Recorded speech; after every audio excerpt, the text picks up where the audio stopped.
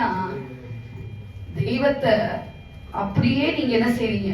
அவரோட வார்த்தை தான், அவர் தான் வார்த்தை. அவர் அப்படியே நீங்க என்ன செய்யுங்க, உங்களுக்குள்ள இன்புட் பண்றீங்க, உட்கொள்றீங்க, உங்களுக்குள்ள வச்சுக்கிறீங்க. அப்படிங்கும் பொழுது தேவன் உங்களுக்கு செய்ய வேண்டிய சில விஷயத்துல செய்ய ஆரம்பிச்சிருவாரு. அல்லேலூயா.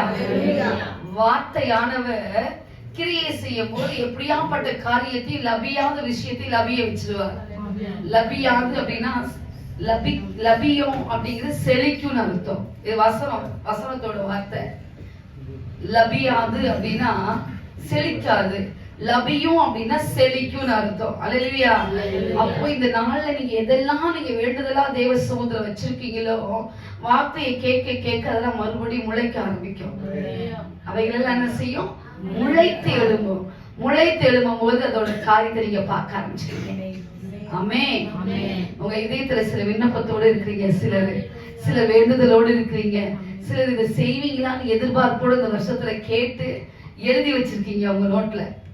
ஒரு சிலர் உங்க நோட்ல எழுதி வச்சு ஜெபம் பண்ணிட்டு இருக்கீங்க. அதெல்லாம் கர்த்தர் இந்த ஆண்டு நிறைவேற்றணும்னா நீங்க என்ன செய்யணும்? கர்த்தர் சில விஷயத்தை உங்களுக்கு செய்து முடிக்க போறாங்க. ஆமென்.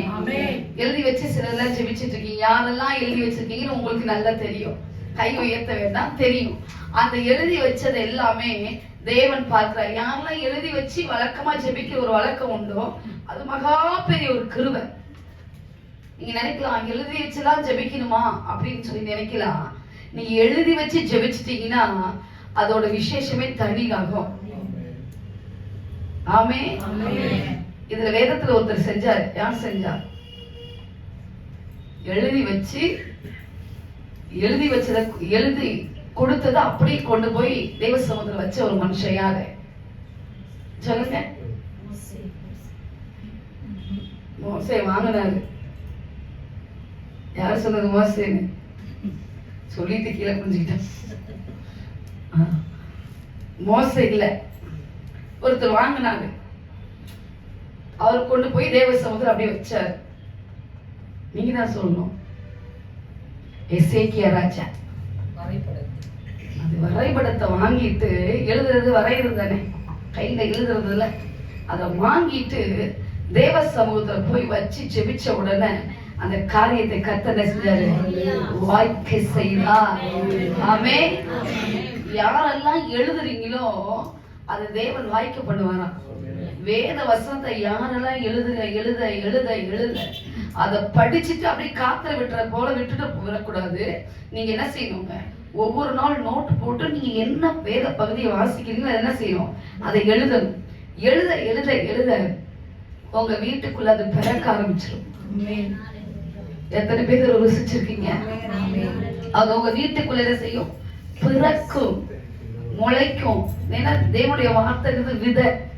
அது உங்க வீட்டுக்குள்ள முளைக்க ஆரம்பிக்கும். முளைச்சது அப்படியே விட்டுறாது. என்ன காரியமோ முளைத்ததோ அதை கனியை பல நாள் கழிச்சு பார்க்க முடியும். ஆகாரத்தை தண்ணீர் மேல் போடு, அது அநேக நாள் கண்டதன் பலனை காண்பாய். ஆகாரத்தை தண்ணீர் மேல போடுன்னா நம்ம சாப்பிடுற ஆகாரத்தை அந்த நெல் மணிகளை போட்ட உடனே கொஞ்ச நாள் கழிச்சு அது என்ன செய்யலாம்? முளைக்க ஆரம்பிக்கும். இது வந்துதான் டிரான்ஸ்லேஷன் இப்படி இருக்குது. ஏன்னா ஹீப்ரூ டிரான்ஸ்லேஷன் வந்து நம்மளோட டிரான்ஸ்லேஷன் பண்ணும்போது அவங்களுடைய ஆப்டான வேர்டை நம்ம எழுதவே முடியாது. ஏன்னா இப்படிதான் எழுத முடியும். அவங்களுடைய 22 எழுத்துக்களும் நமக்கு எத்தனை எழுத்து இருக்குங்க? 26 இல்லையா? 26 எழுத்து. 26 எழுத்து, அவங்களுக்கு 22 எழுத்து. அவங்க 22 எழுத்துல நமக்கு அக்கு இருக்குது. அவங்களுக்கு நமக்கு அந்த மாதிரி அவங்களுக்கு கிடையாது. அவங்களுக்கு எல்லாம் பாத்தீங்கன்னா அவங்களுடைய எண்கள் வடிவம் எல்லாமே காத்து வடிவு தான். அப்படிதான் இருக்கும். எல்லாம் என்ன செய்யுங்க? அந்த காத்தோட வடிவு. ஏன் காத்து வடிவு சொல்லுங்க? ஏன் காற்று வடிவு? காற்று வடிவத்துல ஏன் ஆண்டவர் அவங்க எழுத்த படிச்சிருக்காரு? அவங்க லெட்டர்ஸ படிக்கங்காட்டி நம்ம 2 லிட்டர் தண்ணி குடிச்சிடணும். அவங்க லெட்டர்ஸ படிக்கங்காட்டியும் 2 லிட்டர் தண்ணி குடிச்சிடணும். அப்படி என்னன்னா அவங்களோட காத்து வடிவத்துல இருந்து இங்க இருந்து நம்ம அவங்களோட வேர்டை சொல்லணும். நம்ம அப்போ ஏன் அந்த காத்து வடிவத்துல ஆண்டவர் படைச்சாரு சொல்லுங்க? சொல்ல வச்சாரு.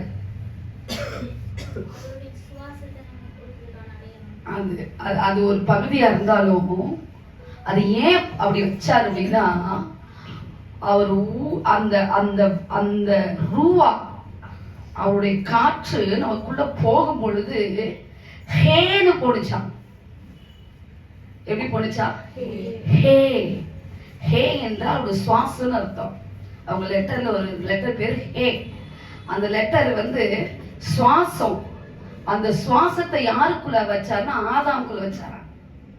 அவங்க லைட்டா சொல்லிட்டு விட்டாங்க. அதான் சொல்றாரு, அந்த சுவாசத்தை வச்சோன்னு அது அப்படியே அது அவனுக்குள்ள போனோன்னு அது அப்படியே ஒரு ஒரு மறு பிறவி எடுக்கிற மாதிரி இருந்துச்சாமா அவனுக்குள்ள. அந்த ஹே, அந்த ரூபா காற்று. அதான் சொல்றாரு, ஆபிராம் அப்படின்றத ஆபிரஹாம் அப்படின்னு மாட்டினார். பாத்தீங்கன்னா அந்த ஹா தான் அந்த ஹே. அவனுக்குள்ள அந்த சுவாசத்தை ஊதுனோன்னு அவனுக்கு ரூபா காற்றா உருவானுச்சு, போய் உள்ளுக்குள்ள போய் உருவாக்கிருச்சு. அதே போல ஆபிரகாமோட வறட்சிய, அந்த மலட்டு தன்மைய ஹேவா இருந்த அவருடைய பேர்ல மாற்றணும்னு அவன் முழு பாடியிலே மாறுதல் உண்டாயிடுச்சு. ஹல்லேலூயா. அவர் மாத்தனோட முழு பாடிக்குள்ளேயும் அந்த மாறுதல கரெக்டா வந்துச்சு. எப்படி 25வது வயசுல அவனுக்கு 75 வயசுல அழைச்சாரு, 25 வயசுல என்ன 25வது வருஷத்துல சொல்றாரு, எப்படி ஒரு உருவாக்கம் வந்துச்சோ இதே 25வது வருஷத்துல 2025ல சில காரியத்தை உங்க வீட்டுக்குள்ள கர்த்தர் உருவாக்க போறாங்க. ஹல்லேலூயா, ஹல்லேலூயா. 2025க்குள்ள உங்க வீட்டுக்குள்ள சில விஷயத்தை கர்த்தர் என்ன செய்ய போறாரு? உருவாக்க போறார். ஆபிரகாமுக்கு 25வது வயசுலன்னு சொல்ல மாட்டேன், 100வது வயசுலதான் கர்த்தர் செஞ்சாரு. ஆனா 25 ஆண்டுகள் அந்த காரியத்தை செஞ்சாரு, பெற்றுக்கொள்ள ஆயிடுச்சு. 25 வயசுல அழைப்பு பெற்றாரு. 25 வருஷம் அதற்காக என்ன செஞ்சாரு? காத்திருந்தாரு. 100வது வயசுல பெற்றுக்கொண்டாரு. எப்படி 25வது வருஷத்துல கர்த்தர் அதை செஞ்சாரோ அதே போல 25வது வருஷத்துல நமக்கு கர்த்தர் சில விஷயத்தை கர்த்தர் செய்ய போறாரு. ஹல்லேலூயா. 2025ல சில விஷயத்தை பிறக்க வைக்க போறாரு. சில காரியங்கள் பிறக்க போகுது, சில புதிய காரியங்கள் வீட்டுக்குள்ள தோன்ற போது, எல்லா விஷயத்திலும் சில காரியத்தை கர்த்தர் மாற்ற போகிறார். ஆமென், ஆமென். நேற்று வந்தவங்களுக்கு நேற்று விஷயங்கள் எல்லாம் உங்களுக்கு புரிஞ்சிருக்கும்னு நினைக்கிறேன். இன்றைக்காக யாரெல்லாம் 10 அதிகாரத்தை வாசிச்சீங்க வீட்டுல போய் கர்த்தருக்கு முன்பாக சொல்லுங்க. எல்லாரும் வாசிச்சீங்களா? 10 அதிகாரத்தை வாசிச்சீங்களா? சரி, வாசிச்சதுல இருந்து உங்களுக்கு என்ன புரிஞ்சிச்சு?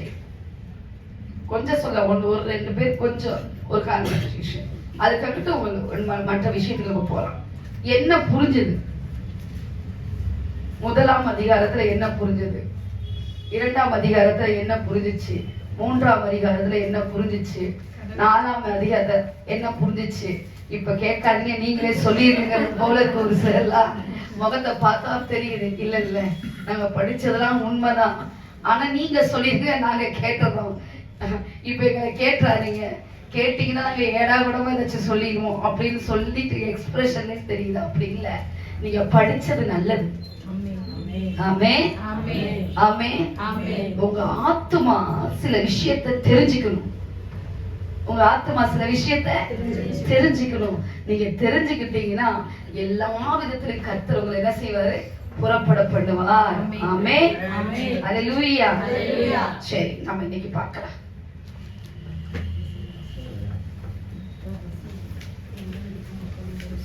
ஃபர்ஸ்ட் எழுதிக்கங்க, அப்புறம் நீங்க என்ன செய்யலாம், நம்ம அதை பத்தி பார்க்க போறோம்.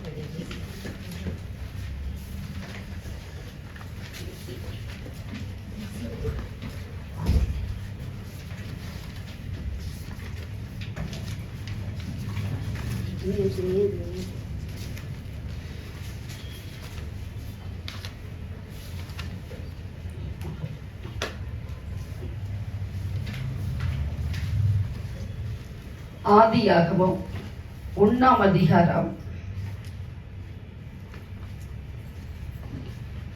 எழுதிட்டீங்களா? 1ஆம் அதிகாரத்துல 1லிருந்து 5 வசனம் உரிய 1ஆம் நாள். ஆதியாகமம் 1ஆம் அதிகாரத்தில் 6லிருந்து 8 வசனம் வரை 2ஆம் நாள். ஒரு பெரிய ஒரு காரியம் உண்டு இதுல. ஆதியாகமம் 1ஆம் அதிகாரம் 9 13ஆம் வசனம் வரையும் 3வது நாள். உங்களுக்கு ஈஸியா புரியணுங்கிறதுக்காக இதை சொல்றேன்.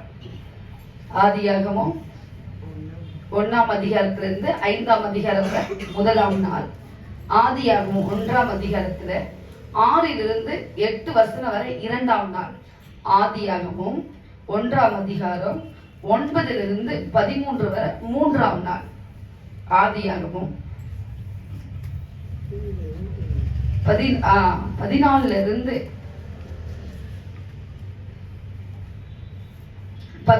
வரை 4ஆம் நாள். 19 23 வரை 5ஆம் நாள். ஆதியாகமம் 1ஆம் அதிகாரத்துல 25 31 வரை 6ஆம் நாள். ஆதியாகமம் 2ஆம் அதிகாரத்துல 7ஆம் நாளில் ஓய்ந்திருந்தார் என்று எழுதியிருக்கிறது. எழுதிக்கிறது அப்படியே.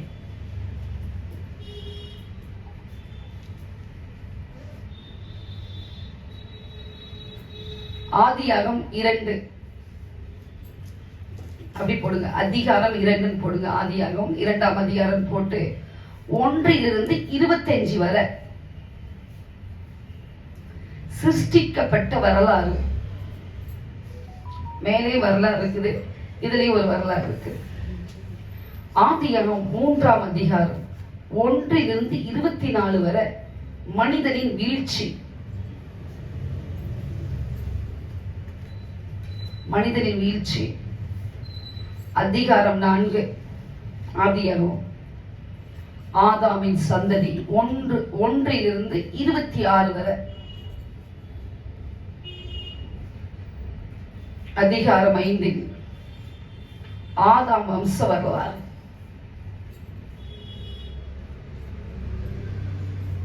அதிகாரம் 6 1 22 வரை தேவகுமாரனும் மனுஷகுமாரத்திகளும்.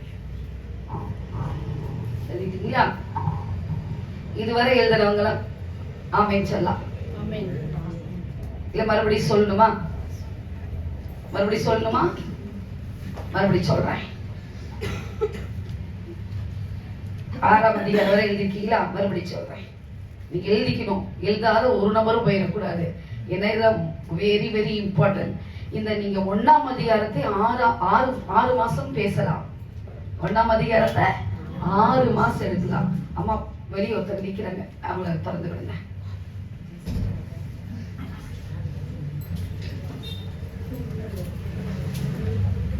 கொஞ்சம் முன்னாடி இருந்தாரு.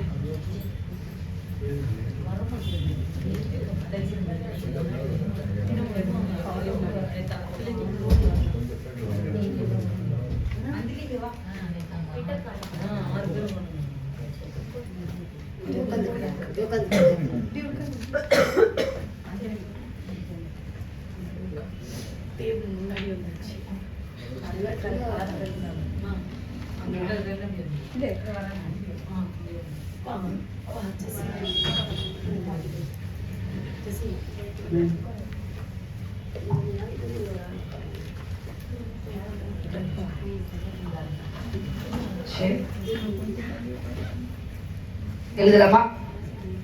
ஆதியாகம் 1ஆம் அதிகாரத்தை எழுதிட்டீங்கன்னு நினைக்கிறேன். ஆதியாகம் 2 1 25 வெரிஃபிகேஷன் பண்றவங்க வெரிஃபிகேஷன் பண்ணிக்கங்க, எழுதுறவங்க விட்டவங்க எழுதிக்கங்க. ஆதியாகம் 2 1 25 வரை சிருஷ்டிக்கப்பட்ட வரலாறு. ஆதியாகமும் 3ஆம் அதிகாரத்தில் 1 24 வரை மனிதனின் வீழ்ச்சி. ஆதியாகமும் 4 1 26 வரை ஆதாம் சந்ததி. அதிகாரம் 5 ஆதியாகமும் 1 அந்த அதிகாரத்துல 5ஆம் அதிகாரத்துல 1 32 வரை ஆதாமின் வம்ச வரலாறு. ஆதாமின் வம்ச வரலாறுன்னு எழுதணும். நீங்க மொட்டையா வம்ச வரலாறு எழுதக்கூடாது. ஆதாமின் வம்ச வரலாறு. அதிகாரம் 6 ஆதியாகமும் 6ஆம் அதிகாரத்துல 1 22 வரை தேவகுமாரர்களும் மனுஷ குமாரத்திகளும். மனுஷ குமாரத்திகளும் தேவ குமாரர்களும் மனுஷ குமாரத்திகளும். அதுல போட்டுக்கல தேவ குமாரர்களும் மனுஷ குமாரத்திகளும். அதிகாரம் ஆதியாகமம் 7ஆம் அதிகாரம் 1 to 24 வரை நோவா நீதிமான் என்று சொல்லப்பட்டவைகள். ஆதியாகமம் 8ஆம் அதிகாரம் 1 to 22 ஜலப்பிரளயம். ஆதியாகமம் 9ஆம் அதிகாரம் 1 to 29 முடிய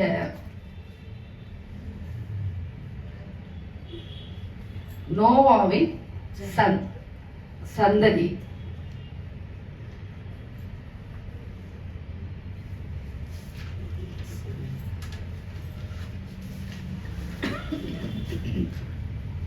ஆதியாகமம் 10ஆம் அதிகாரம் நோவாவின் குமாரர்களுடைய வம்ச வரலாறு. அல்லேலூயா. மறுபடியும் சொல்றேன், மறுபடியும் எழுதுறவங்க எத்தனை யாராரு எதுல இருந்து விடுபட்டு இருக்குது? லாஸ்ட். சரி, லாஸ்ட் சொல்றேன். 7ஆம் அதிகாரத்துல சொல்றேன். அதிகாரம் 7 1 to 24 வரை நோவாவே நீதிமான் என்று சொல்லப்பட்டது. ஆதியாகமம் 8ஆம் அதிகாரம் 1 to 22 வரை. ஏன்னா நீங்க முழு வசனம் எல்லாமே பேக்ட், எல்லாமே பேக்கா. இப்ப ஒன்ன சொல்லி ஒன்ன விடுறது இல்ல. 1ஆம் வசனத்துல இருந்து இப்ப பாத்தீங்கன்னா ஆதியாகமம் 22 இருந்து பாத்தீங்கன்னா 2ஆம் அதிகாரத்துல 1 to 25 இருக்குது. 1ஆம் வசனத்துல இருந்து 25 இருக்குது. 3ஆம் அதிகாரத்துல 1 to 24 இருக்குது. 4ஆம் அதிகாரத்துல 1 to 26 இருக்குது. 5ஆம் அதிகாரத்துல 1 to 32 இருக்குது. 6ஆம் அதிகாரத்துல 1 to 22 இருக்கிறது. அப்புறம் பாத்தீங்கன்னா 7ஆம் அதிகாரத்துல 1 to 24 இருக்கிறது. அதிகாரம் 8ல 1 to 22 இருக்குது. அதிகாரம் 9ல 1 to 29 இருக்குது. அதிகாரம் 10ல 1 to 32 இருக்குது. இது எழுதிட்டீங்களா?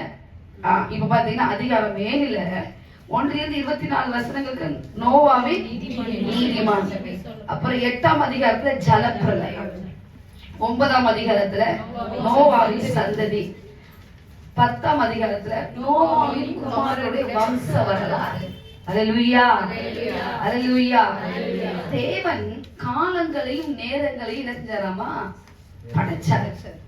அல்லேலூயா. இப்போ இந்த காலங்களை ஃபர்ஸ்ட் நம்ம நேற்று எழுதின காலம் அது ஒரு மகிமையான காலம். இந்த காலத்தை சொல்ல சொல்ல எழுதிக்கங்க. எழுதிட்டீங்கன்னா தான் உங்களுக்கு புரியும் சில விஷயங்கள் எல்லாம். குற்றம் இல்லாதவர்களின் காலம்.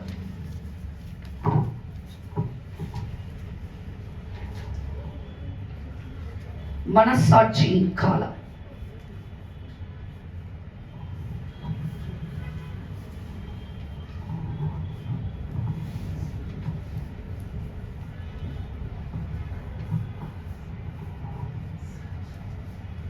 மனிதனின் ஆளுகையின் காலம்.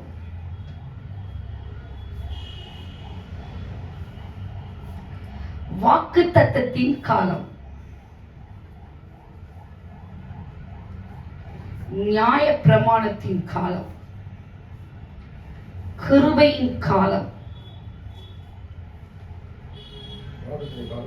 வாக்குத்தத்தத்தின் காலம், நியாய பிரமாணத்தின் காலம், கிருபையின் காலம், 1000 வருட அரசாட்சியின் காலம். எவ்வளவு இருக்குங்க? 7. 7 நாள்ல சிருஷ்டிச்சாரு. 7ஆம் நாள் ஓய்ந்திருந்தாரு. 7 விதமான காலத்தை கர்த்தர் படைச்சிருக்காரு. அல்லேலூயா. 7 விதமான காலத்தை கர்த்தர் படைத்திருக்கிறார். எல்லாமே 7 7 7 7 7 தான். 7 விதமான காலத்தை படைச்சிருக்கிறாரு. 7 விதமான காரியத்தை கர்த்தர் செய்திருக்கிறாரு. 7ஆம் நாள் ஓய்ந்திருந்தாரு. எல்லாமே 7 7 7. ஏன் 8 படைச்சிருக்கலாமே? 8 படைச்சிருக்கலாம். ஏன் 7 அப்படின்னா அவருக்குள் எல்லாம் பரிபூர்ணம் அடைந்ததாய் காணப்பட்டது. அவருக்குள் எல்லாமே என்ன செஞ்சாங்களா? பரிபூர்ணம் அடைந்ததாய் காணப்பட்டது.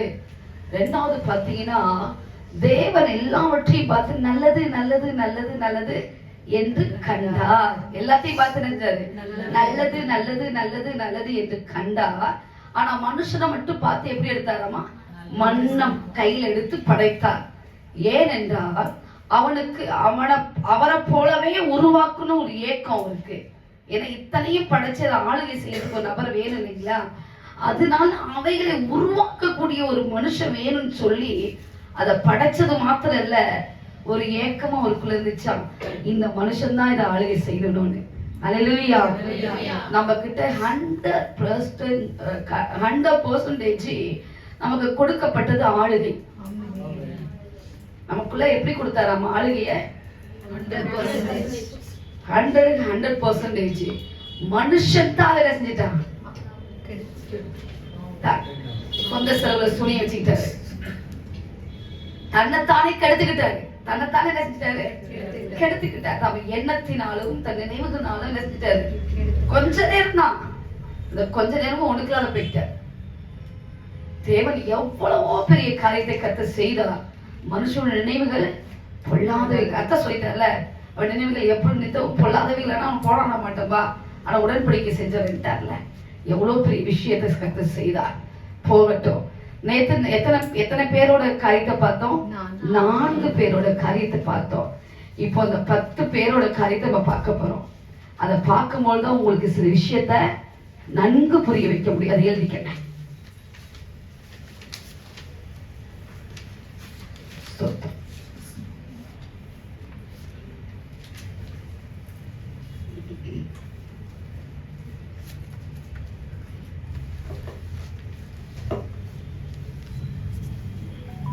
நேத்து இதுவரை எழுதிருக்கீங்க, கேனான் வரை எழுதிருப்பீங்க, அப்படிதானுங்களே? மகளா லேயா எழுதுங்க. நேத்து எழுதிருப்பீங்களா? 10 பேர் எழுதிருப்பீங்க தானே? பேப்பர்ல எழுதாதீங்க, நோட்டில் எழுதுங்க. பேப்பர்ல ஆள் எழுதக்கூடாது. எழுதிருக்கீங்களா? மகளா லேயே எழுதிருக்கீங்களா? அதற்கு நேராக தேவனுடைய மகிமை. யாரேத், மேலிருந்து கீழ் இறங்கின ஒருவர். இந்த பேருக்கு அர்த்தம் மகளா லேயல்னா தேவனுடைய மகிமைன்னு அர்த்தம். எவ்வளவு பெரிய காரியம் தெரியுங்களா? தேவனுடைய மகிமை. யாரே தெரிந்தார்? மேலிருந்து கீழ் இறங்கின ஒருவர். ஏனோக்கு என்றால் அர்ப்பணிக்கப்பட்ட, அர்ப்பணிக்கப்பட்ட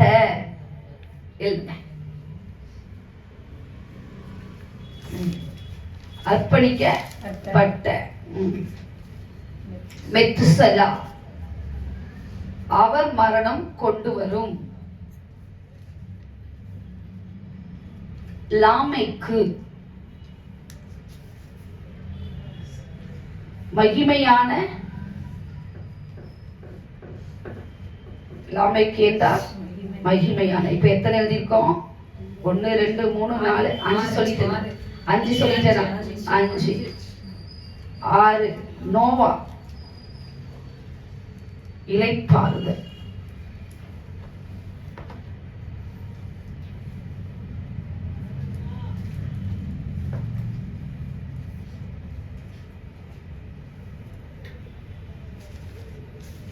எழுதிட்டீங்களா?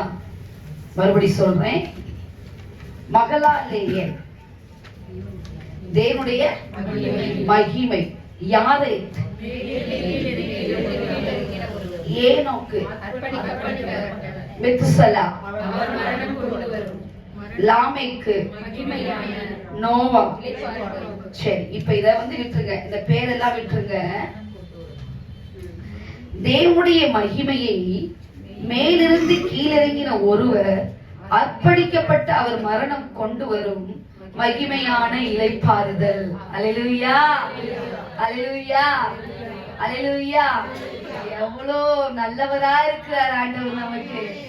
எவ்வளவு வல்லவராய் இருக்கிறாரு, எவ்வளவு பிரசன்னராய் இருக்கிறாரு, எவ்வளவு போதுமானவராய் இருக்கிறாரு, நம்ம மேல எவ்வளவு அன்புள்ளவரா இருக்கிறாரு. இப்போ இந்த ஆதாம்ல இருந்து நோவா வரை வாசிக்க போறோம். நேத்து எழுதுனதுல இருந்து வாசிக்க போறோம். ஆதாம் மனிதன், இன்னொன்னு நீங்க சேர்ந்து சொல்லணும், கான்சன்ட்ரேட் பண்ணணும். வந்தவங்க வரட்டும், உட்கார்றவங்க வந்து உட்காரட்டும். சொல்லுமா சாரம், நீ எடு, கையில எடு, டக்குன்னு எடு.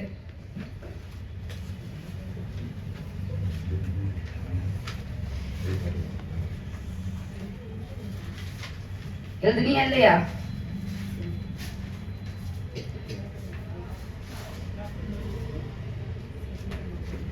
ஆதாம் மனிதன் சரீரமானவன்.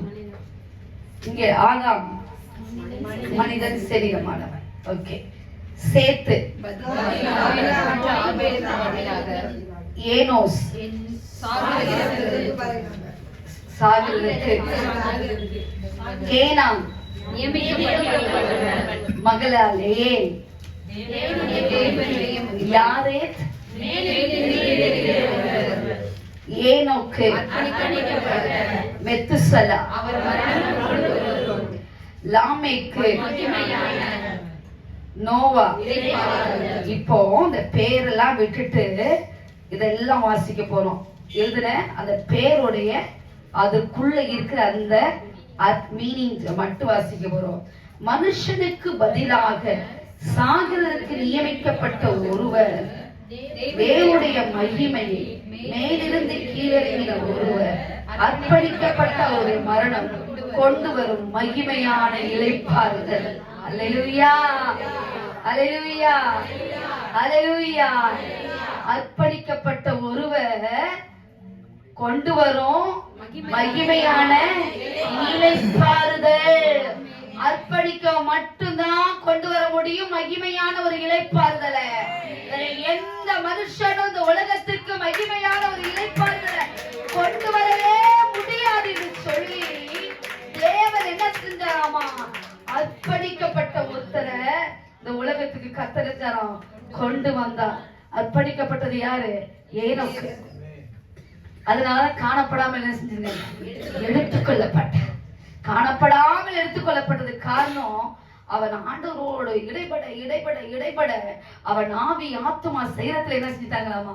அப்படியே அர்ப்பணிக்கப்பட்டாராம். அப்படியே அர்ப்பணிச்சோன காணப்படாமல் எடுத்துக்கொள்ளப்பட்டான். அப்படிதான் நீங்களும் நானும் இருக்கணும். ஏனென்றா எக்காலம் ஊதும் பொழுது அர்ப்பணிக்கப்பட்ட ஆத்துமால காணப்படாமல் எடுத்துக்கொள்ளப்பட போகிற நாள் இது. அல்லேலூயா. யாரெல்லாம் அர்ப்பணிக்கப்பட்டு கர்த்தருக்காகவே ஏக்கம் கொண்டு வைராக்கியமா நீங்க காணப்படுவீர்களோ அவர்கள் எல்லாம் எக்கால சத்தம் கேட்டவுடனே ஒரே ஒரு நொட்டி பொழுதுல சன பொழுதுல மறுரூபமாகி மகிமைக்குள்ள பிரவேசிக்கிற காலம் இது. இது பரலோகத்தின் காலம், இது பரிசுத்த ஆவியானுடைய காலம், இது மகத்துவத்தின் காலம், இது மகிமையானுடைய காலம், இது ரத்தத்தின் காலம், இது ரத்தத்தின் நீட்சின் காலம். அது எரிய ஆரம்பித்து விட்டது.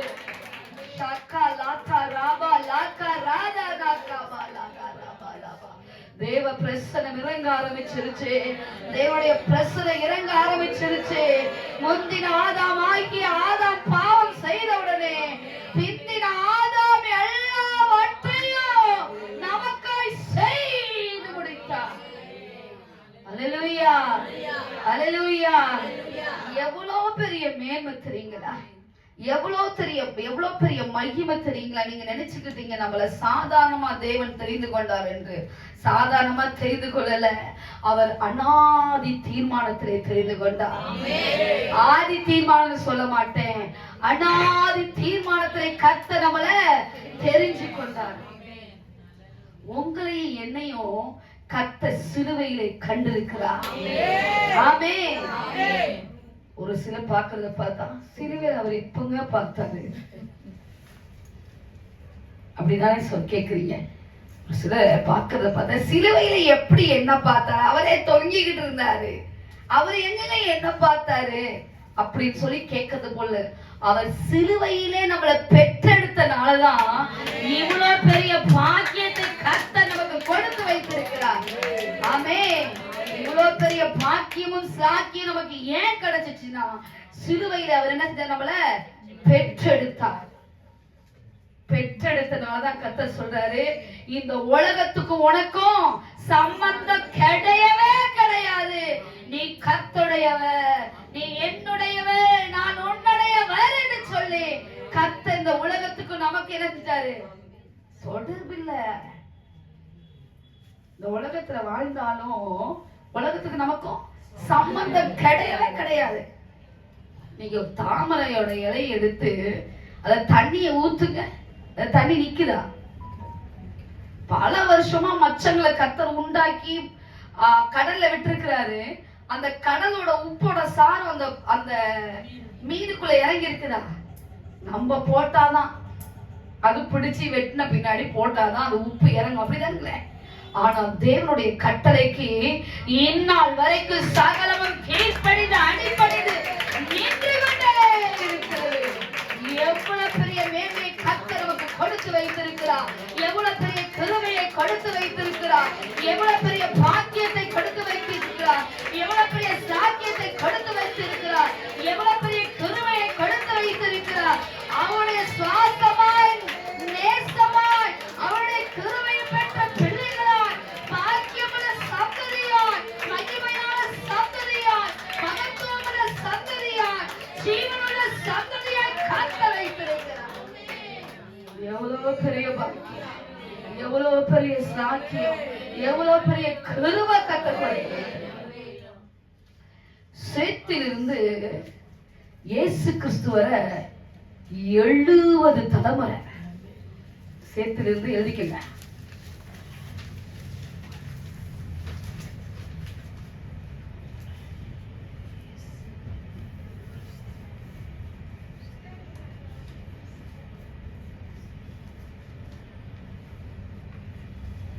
சேத்திலிருந்து இயேசு கிறிஸ்து வர 70 தலைமுறைகள். ஏன் இயேசு கிறிஸ்து 70வது தலைமுறையில பிறந்தார்? 6வது தலைமுறையில பிறந்திருக்கலாம், 5வது தலைமுறையில பிறந்திருக்கலாம். ஏன் 70வது தலைமுறையில பிறந்தார்? இயேசு கிறிஸ்துவிலிருந்து சேத்திலிருந்து இயேசு கிறிஸ்து வரை எத்தனை தலைமுறை? 70 தலைமுறை. இந்த 70வது தலைமுறை, இந்த 70ன்னு வந்தாவே ரிடம்ஷன், மீட்பு. ரிடம்ஷன், மீட்பு. எதிலிருந்து கர்த்தர் மீட்டுக் கொண்டார்? பாவத்திலிருந்து மீட்டுக் கொண்டார். இன்னொன்னு பாத்தீங்கன்னா, அவர் மீட்பு மட்டும் இல்ல, அதுக்கு இன்னொரு பேர் உண்டு, மன்னிப்பு. அது ஆக்டா சொன்னா அது மன்னிப்பு. சிருஷ்டிச்சது எத்தனை எத்தனை நாட்களை சிருஷ்டிச்சாரு? 7 நாட்களை. 7 தான் சொல்லணும், முழுமை அடைந்தது 7 தான். 6 என்றா மனுஷ லக்கம், 6 என்றா மனுஷனுடைய லக்கம். ஏன் அது அப்படின்னா, 6ஆம் மணி வேளையில எங்க தொங்கினாரு? சிலுவையிலே தொங்கினார். 6 என்றா மனுஷனுடைய லக்கம். அந்த லக்கம் 6வது மணி வேளையில அவர் ஏன் சிலுவையில தொங்கினாருன்னா, ஆதாமை அயர்ந்த நித்திரை வர பண்ணி அவர் விலா எலும்பிலிருந்து இருந்து என்ன செஞ்சாராமா? மனுஷிய உண்டாக்குனார் இல்லைங்களா? இந்த மனுஷிய உண்டாக்கி அவர் உண்டாக்கி கையில வச்சு விட்டுட்டு, நீங்க என்ன செய்யுங்க, தோட்டத்தை ஆண்டுக்கங்கன்னு சொல்லி விட்டோட இந்த மனுஷி என்ன செஞ்சா? 3ஆம் அதிகாரத்துல பாவம் செய்தால் மனுஷனுடைய வீழ்ச்சி நடந்தது. இந்த வீழ்ச்சி அடைந்த உடனே இந்த மனுஷன் என்ன செஞ்சா? தன்னை புதுப்பிச்சுக்க தெரியல. புதுப்பிச்சுக்க தெரியாத ஒரு மனுஷன் என்ன பண்ணான்னா, ஒவ்வொரு வருஷம் ஒவ்வொரு பாத்தீங்கன்னா, ஆதியாகமத்துல நீங்க பாத்தீங்கன்னா, ஆதியாகமத்துல அந்த 1ஆம் அதிகாரத்துல இருந்து நோவா வரைக்கும் ஒரு 1000 வருஷம். நோவாவிலிருந்து ஆபிரகாம் வரை ஒரு இடைப்பட்ட காலங்கள் பாத்தீங்கன்னா 1000 அது வந்து ஆபிரகாம் வரை ஒரு 1000 வருஷம் வச்சுக்கோங்களேன். 1000 வருஷத்துல என்ன ஆகும்னா, அந்த 1000 வருஷத்துக்கு இடைப்பட்ட தருணத்துல அந்த காலத்துல புரிந்து கொள்றவங்க மட்டும்தான் புரிந்து கொள்ள முடியுமாமா, எல்லாரும் புரிஞ்சு கொள்ள முடியலையாமா. ஏன்னா அவருடைய பிறப்பின் வர்த்தமானத்தை அப்பப்ப அறிவிச்சுக்கிட்டே இருந்தாராமா. அவருடைய பிறப்பின் வர்த்தமானத்தை கர்த்தர் அப்பப்ப ஏதோ ஒரு சிக்னல் கொடுத்துக்கிட்டே இருப்பாராமா. ஆனா இத புரிஞ்சு கொள்ள நீதிமானாகிய நோவா மட்டும் அதை என்ன செஞ்சுட்டான், புரிந்து கொண்டான். அல்லேலூயா. நீதிமானாகிய நோவா என்ன செஞ்சாராமா, புரிஞ்சு கொண்டான். உடன்படிக்கைன்னு சொன்னான், அவனுக்குள்ள வந்ததெல்லாம் புரிதல் தான். அவனுக்குள்ள ஒரு புரிதல். நோவா, இந்த எல்லா மனுஷருக்குள்ள, உலகத்துல இருக்க எல்லா மனுஷரை காட்டிலும் உன்னை நீதிமானாக காண்கிறேன். அதனால இந்த பேழைக்குள்ள சுத்தமான எவ்வேழு ஜோடுகளை உண்டாக்குன்னு சொல்லி, அது எவ்வேழு ஜோடுகளை, மற்றதெல்லாம் அசுத்தமான ஒவ்வொரு ஜோடி தான். ஆனா சுத்தமானது எத்தனைங்க, 7. ஏன் 6 எடுத்திருக்குமா? 6 நாள்ல மனுஷனை படைச்சாரு சொன்ன அம்மா. ஏன் 7 சொல்லுங்க? பரிபூர்ணம். எதுவுமே தேவனுக்கு முன்பாக பரிபூர்ணம் தான். எதுவுமே வந்து பாத்தீங்கன்னா இன்கம்ப்ளீட்டட் இல்ல, எல்லாமே கம்ப்ளீட்டட். எல்லாமே கம்ப்ளீட்டட். எதுவுமே கர்த்தர் இன்கம்ப்ளீட்டாவே விடவே இல்லை. மனுஷன் பாவம் செஞ்சு தேவனுக்கு விரோதமா எழும்பி எல்லா விஷயத்தையும் செஞ்சோன்னு சொல்றாரு. இந்த மனுஷன் அழிக்க போற எல்லாம் உண்மைதான். ஆனா அழிச்ச பின்னாடி ஒரு மனதுருகிறாரு பாருங்க.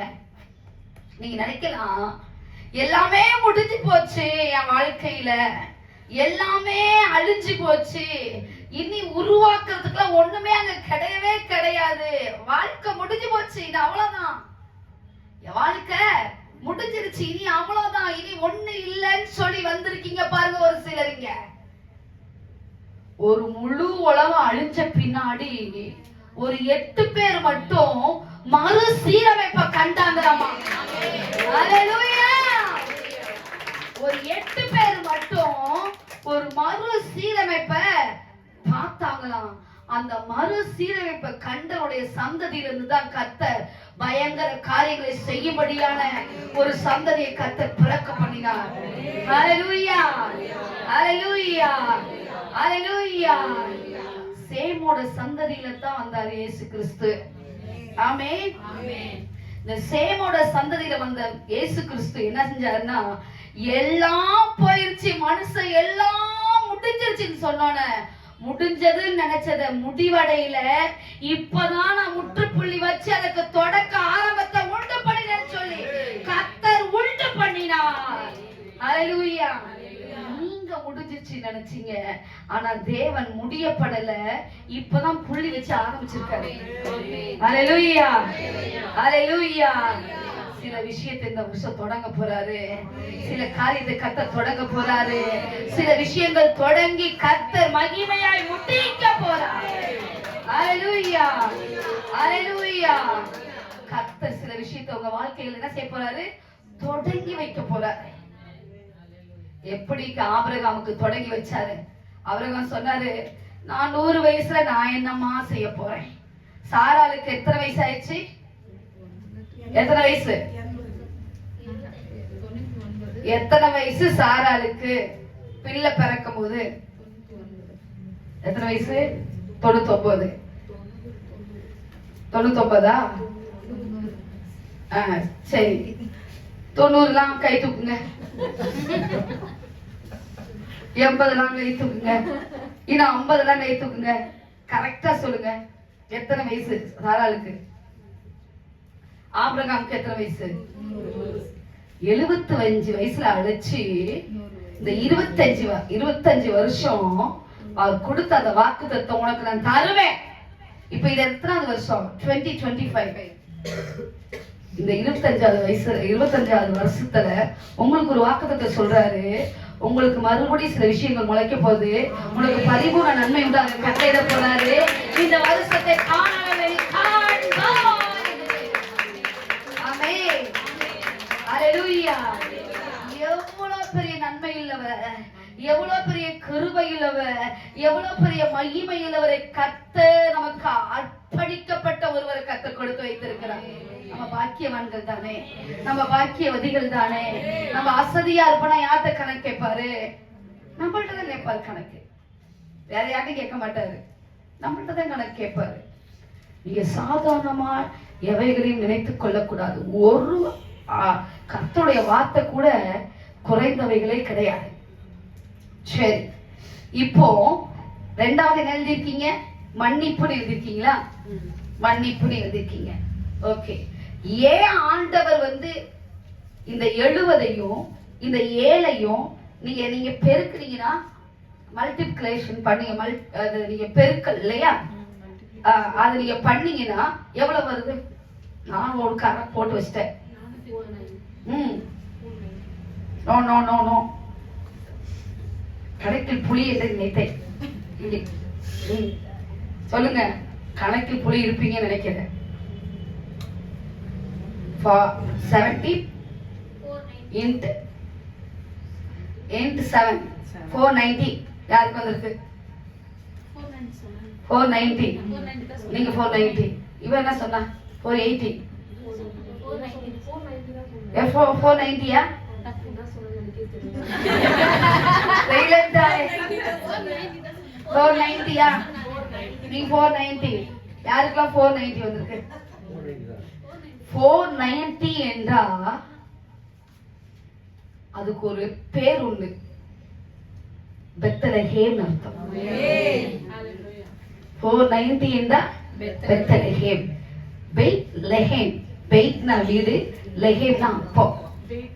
பெய்ட், ஈட்டி, பெய்ட்.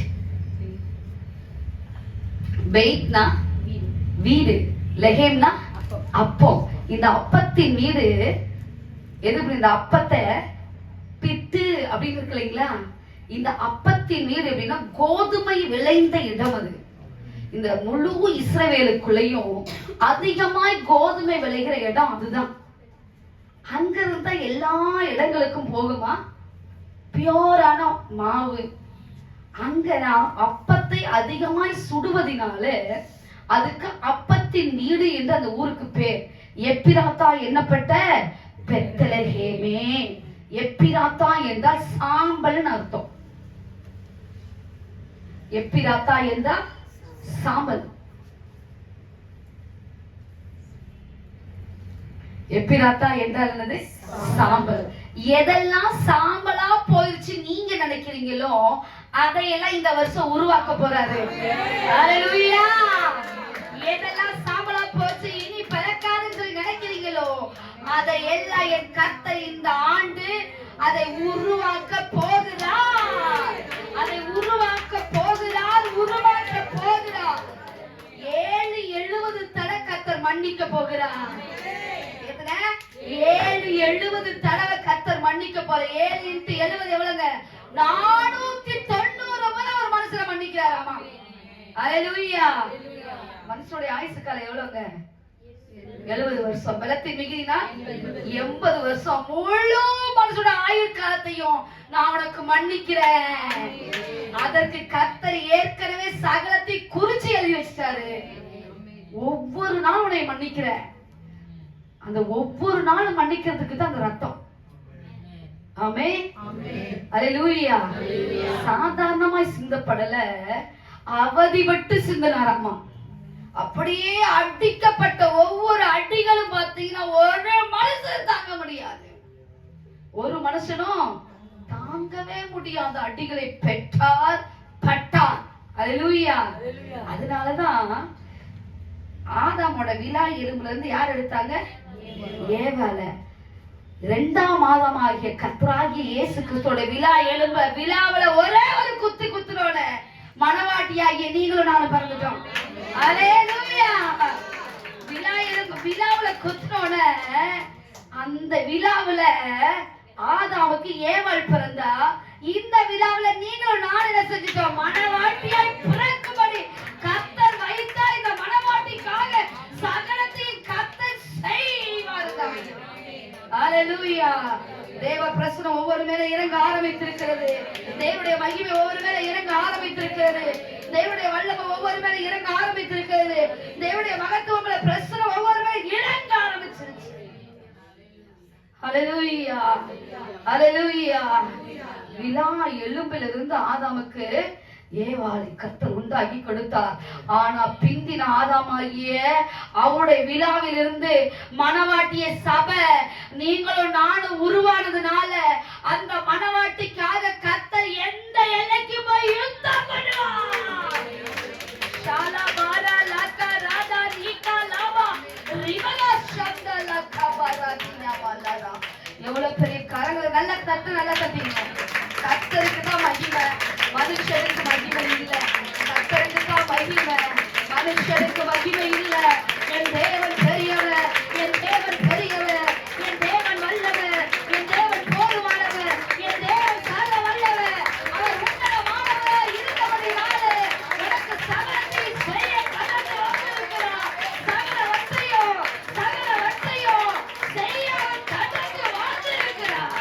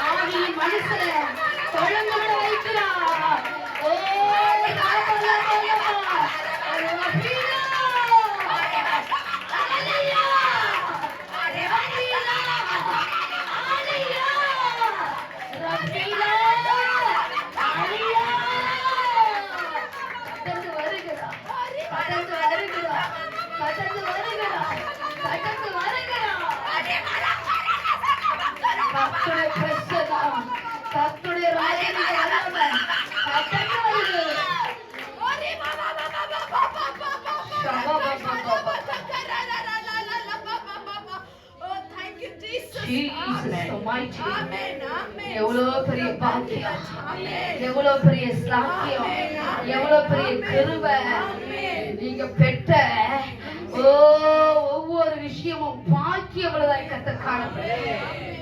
ஆமென். எவ்வளவு பெரிய சாக்கியத்தை கர்த்தர் நமக்கு வச்சிருக்கிறாரு, எவ்வளவு பெரிய பாக்கியத்தை கர்த்தர் நமக்கு வைத்திருக்கிறார். அதனாலதான் கர்த்தர் சொன்னார், ஒரு எழுத்தின் உறுப்பாகிலும் ஒளிஞ்சு போகவே போகாதே, அது என் காரியத்தை நடப்பிச்சுட்டு தான் திரும்ப வரும் என்று சொல்லியிருக்கிறார். ஆமென். ஏனென்றால் அவர் அவ்வளவு நம்பிக்கை நம்ம மேல வச்சிருக்காரு. ஏன்னா அவருக்கு மட்டும்தான் தெரியும் எதை செஞ்சா என் சனம் என்னிடம் வரும், எதை பண்ணுனா என் சனம் சகலத்துக்குள்ளும் தன்னை திருப்பிக் கொள்ளும் என்று சொல்லி அவருக்கு தெரியும். ஏசாயா 53 எடுங்க. ஏசாயா 53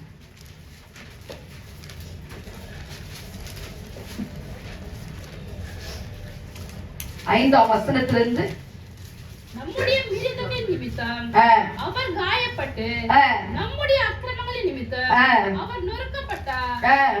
நமக்கு சமாதானத்தை உண்டு பண்ணும் ஆக்கினை அவர் மேல் வந்தது. அவருடைய தழும்புகளால் குணமாகிறோம். நாம் எல்லாரும் ஆடுகளைப் போல வழி தப்பி திரிந்து அவனவன் தன் வழியிலே போனோம். கர்த்தரோ நம் எல்லாருடைய அக்கிரமத்தையும் அவர் மேல் ஏற்றுக்கொண்டார். அவர் நொறுக்கப்பட்டும் ஒடுக்கப்பட்டும் இருந்தார். ஆனாலும் தம்முடைய வாயை அவர் திறக்கவில்லை. அடிக்கப்படும்படி கொண்டு போகப்படுகிற ஒரு ஆட்டுக்குட்டியை போலவும் தன்னை மயிர் கத்தரிக்கிறவனுக்கு முன்பாக சத்தமிடாதிருக்கிற ஆட்டை போலவும் அவர் தம்முடைய வாயை திறவாதிருந்தார்.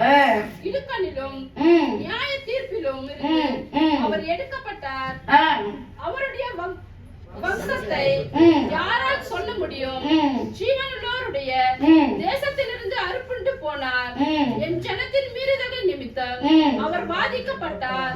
துன்மார்க்கரோட அவருடைய பிரேத கூலியை நியமித்தார்கள். யாரோட நியமிச்சாங்களாமா? துன்மார்க்கரோட பிரேத கூலி. எவ்வளவு பெரிய அவர் அக்கிரமக்காரரா துன்மார்க்கரோட பிரேதக்குழியை நியமித்தார்கள். வாசிங்க. ஆனாலும் அவர் மரித்தபோது ஐஸ்வர்யவானோட இருந்தார். அவர் கொடுமை செய்யவில்லை, அவர் வாயில் வஞ்சனை இருந்ததும் இல்லை.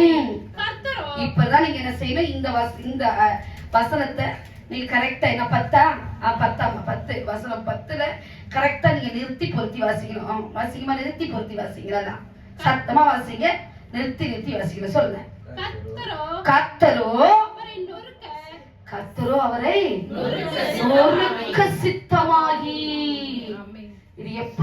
கர்த்தரோ அப்படின்னா யாரு? தேவன். இவர்தான் படைச்சாரு.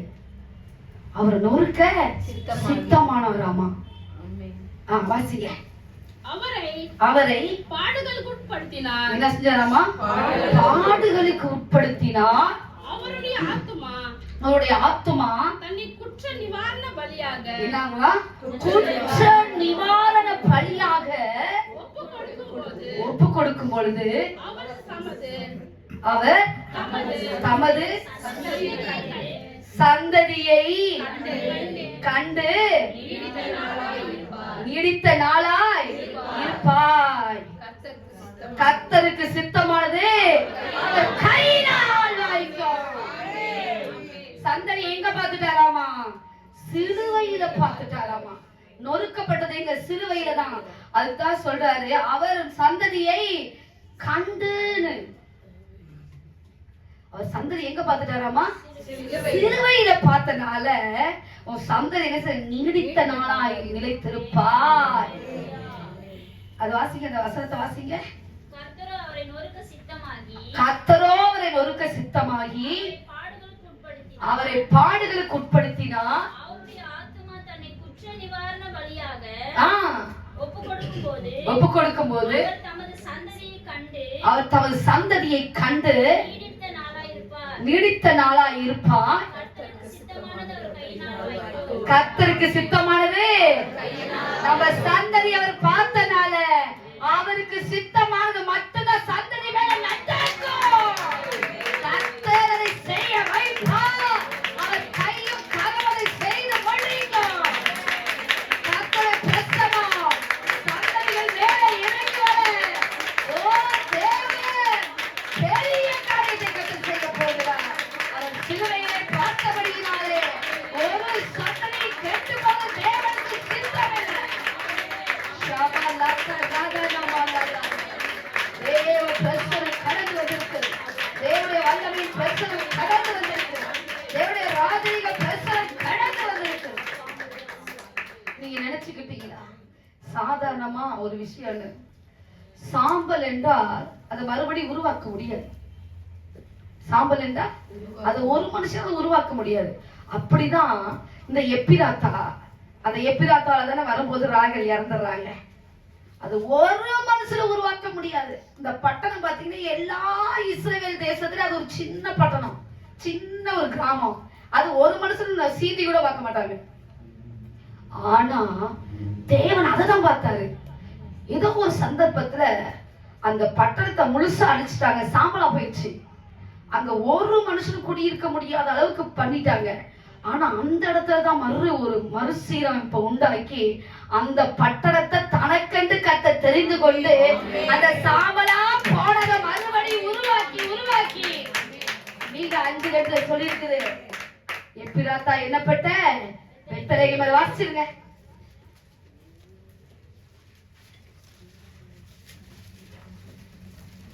எப்பிராத்தா என்னப்பட்ட பெத்லெகேமே, நீ யூதாவில் உள்ள ஆயிரங்களுக்குள்ளே சிறிதாய் இருந்தும். எத்தனைக்குள்ள? 1000 பட்டணம். யூதாக்குள்ள 1000 பட்டணம் இருக்குது. அதுல ஒரு சிறிய பட்டணமா? வாசிங்க. இஸ்ரவேலை ஆளப் போகிறவர் உன்னிலிருந்து புறப்பட்டு என்னிடத்தில் வருவார். பாத்தீங்களா? இஸ்ரவேலை ஆளப் போகிறவர் உன்னிடத்திலிருந்து புறப்பட்டு என்னிடத்தில் வருவார்.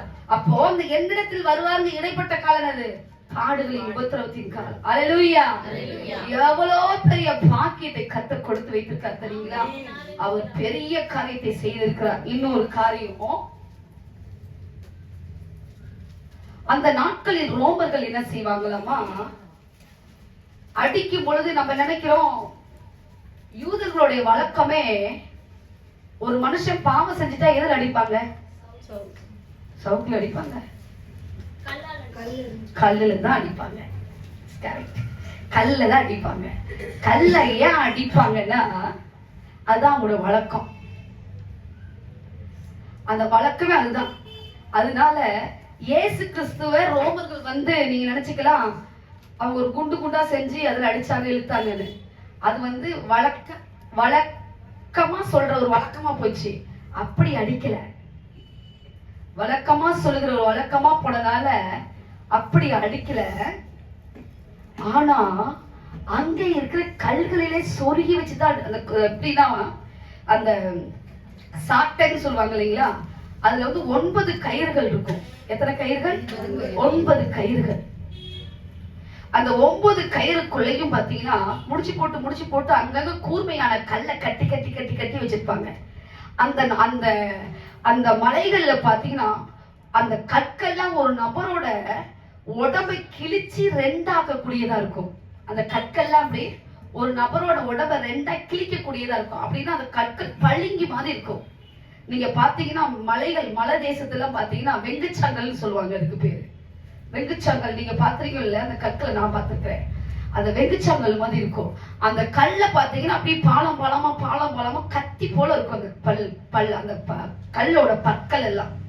அந்த கல்ல 9 என்ன இந்த 9 தொங்கல், அந்த 9 தொங்கலுக்குள்ள அப்படிதான் அந்த கைப்பிடியில இருந்து இப்படி ஒவ்வொன்றா தொங்கு பார்த்தீங்களா.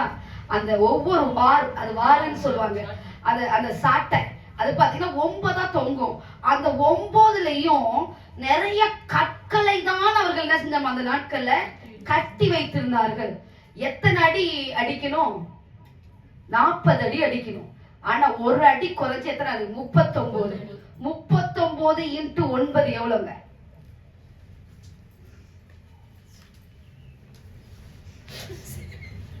ராசிமா சொல்லுமா? 351. எஸ், 351. 351 அடி. ஒரு உடம்புல ஒரு இடம் இல்லாத எத்தனை அடி வாங்கியிருக்காரு? 351 அடி. ஒரு அடி இப்படி இழுத்து அடிச்சு இப்படி இழுக்கும் போது சதையும் ரத்தமும் பிஞ்சுக்கிட்டு வருமா அந்த கல்லுல. அந்த கல்லுல ரத்தமும் சதையும் என்ன செய்யலாம்? பிச்சுக்கிட்டு அப்படி வருமாமா. எத்தனை அடி வாங்கியிருக்காரு? 39 அடி அடிச்சிருக்காங்க. உடம்புல எத்தனை விதமான அடிகளும் காயங்களும் பட்டிருக்குது? 351 காயங்களும் பிச்சுக்கிட்டு வந்திருக்கு. அப்ப அந்த இடத்துல ஏதாவது இருக்குமா? செதைக்கப்பட்ட 53வது ஏசாயா 53ல சொன்ன அத்தனை அவருக்குள்ள அங்க நடந்துச்சு. அத்தனையும் அங்கு நடந்தது. நடந்த உடனே என்ன செய்யறாருன்னா, இங்க இன்னொரு சொல்றீங்க 351, 352, 53, 54, 55. யூதருடைய கால கடிகாரமே 355 நாட்கள் தான். நமக்கு 365, அவங்களுக்கு 355. 355 நாட்களுக்கும் 355 அடி. ஒரு இடத்துல கூட அவருக்கு பாக்கியே கிடையாது. ஏன் அப்படின்னா நீதிமொழிகள் 3:16 எடுத்து வாசிங்க.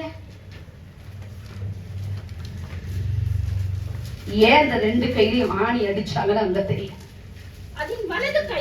அதன் வலது கையில் உங்களுக்கு தீர்க்காயுச கொடுக்கிறதுக்கு வலது கையில் அடிக்கப்பட்ட அடி.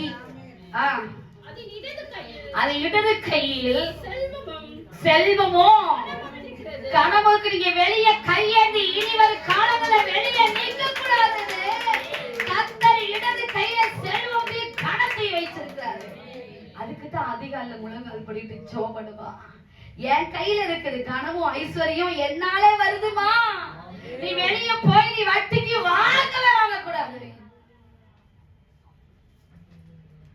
வெளியே போய் 5 பைசா ஒருத்தவங்கிட்ட கேட்டு வாங்க முடியாது. எனக்கு தான் சொல்லி ஒரு படிவாசல போய் நிக்க கூடாது. இதைத்தான் சொல்லி ஒரு படிவாசலே உங்க காலு போய் ஏறி நிக்க கூடாது.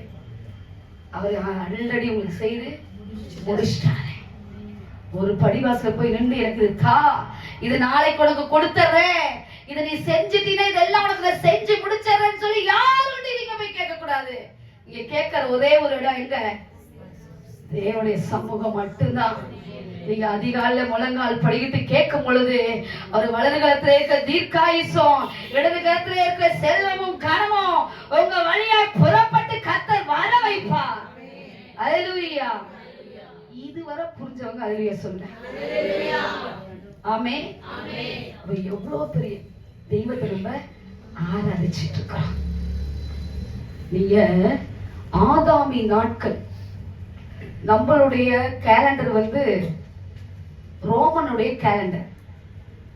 நமக்கு வரும் நம்முடைய வேத காலண்டருக்கு சம்பந்தமே கிடையாது. ஆனா நம்ம கேலண்டர், ஒரு கேலண்டர் ஓடிட்டு இருக்குது. 2025 ஒரு கேலண்டர் ஓடிட்டு இருக்குது, ஓட்டம் பிடிச்சிட்டு இருக்குது. ஆனா உண்மையான காலகட்டத்தின்படி நம்ம வாழ்ந்தா மட்டும்தான், வசனத்தின்படி வாழ்ற வாழ்க்கை மட்டும்தான் நமக்கு எங்க பரலோகத்துக்கு கொண்டு போய் சேர்க்கும். வசனம் தான் நம்மள பரலோகத்துக்கு கொண்டு போய் விடும். வசனத்தின்படி வாழ்ந்தா மட்டும்தான் நம்ம பரலோகத்தின் பங்குள்ளவர்களாய் காணப்படுவோம். அல்லேலூயா, அல்லேலூயா. இந்த 10 பேருக்குள்ள எவ்வளவு பெரிய கனத்தையும் மகிமையும் கர்த்தர் வைத்திருக்கிறார். அல்லேலூயா. ஒவ்வொரு காலத்திலையும் ஒவ்வொரு அடையாளத்தை கர்த்தர் வைத்தார். ஒவ்வொரு காலகட்டத்திலையும் ஒரு பெரிய காரியத்தை கர்த்தர் செய்தார். சில கூட்டல் இருக்கு, கலைத்தல் இருக்கு, பெருக்கல் எல்லாமே இருக்கு நம்மளுடைய எல்லா இந்த வேதத்தின் காரியங்கள்ல. ஏன்னா நீங்க தெரிஞ்சுக்கணும், நீங்க சாதாரணமா நினைச்சாதீங்க. ஒவ்வொரு வேத உறுப்புக்கு அந்த வேதத்தோட ஒரு எழுத்துக்கு கீழே ஒரு லெட்டர் உண்டு. இப்ப வந்து இப்ப 14வது தலைமுறை, ஒரு தலைமுறைக்கு எத்தனை பேரு? 14 பேரு. ஒரு தலைமுறைக்கு எத்தனை பேருங்க? 14 பேர். அதுக்கு தான் ஆண்டவர் சொன்னாரு, அதின் ஜாதி ஜாதியின் படி கனி வகைகளை கர்த்தர் உண்டாக்குனாராமா. என்னமா வகை வகைன்னு சொல்ல தெரியாத டிரான்ஸ்லேஷன் போட்டாங்க, ஜாதி ஜாதி வகை வகையான. இப்ப ஆப்பிள்னா ஆப்பிள் மரம், இப்ப வந்து திராட்சைனா திராட்சை மரம். இதை எல்லாத்தையும் வகை வகையாய் படைத்தாராமா.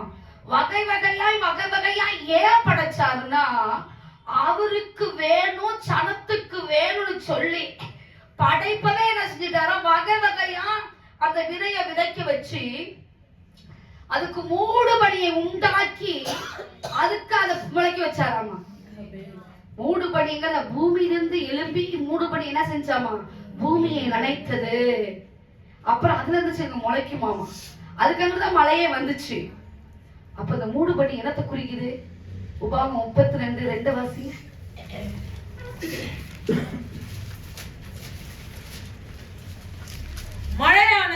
மழையானது இளம் பயிரின் மேல் பொழிவது போல என் உபதேசம் பொழியும். பனி துளிகள் புல்லின் மேல் இறங்குவது போல என் வசனம் இறங்கும். வசனம் என்னதான்? பனித்துளி போல இறங்க இறங்க இறங்க இறங்க சில விதைகளை கர்த்தர் முளைக்க ஆரம்பிச்சு விடுவார். இது முளைக்க ஆரம்பிக்குது விட உங்களுக்குள்ளேயும் உங்க சந்ததிக்குள்ளேயும் உங்க பிள்ளைகளுக்குள்ளேயும் முளைக்கும். இன்னொரு வசனத்தை இன்னும் ஆழமா சொல்ல முடியும் அப்படின்னா, சில விஷயத்தை நம்ம என்ன செய்யுங்க, நன்கு தெரிந்து கொள்ள வேண்டியது அவசியமா இருக்கிறது. ஏசாயா எடுத்துக்கங்க. முளைக்கணும் உங்களுக்குள்ள, பிள்ளைங்களுக்குள்ள அது முளைக்கணும். முளைச்சாதான் நல்லது. முளைக்கலன்னா எங்கேயோ ஒரு இடத்துல ஃபால்ட் ஆயிருக்குன்னு அர்த்தம். ஏசாயா 55:10 வாசிங்க.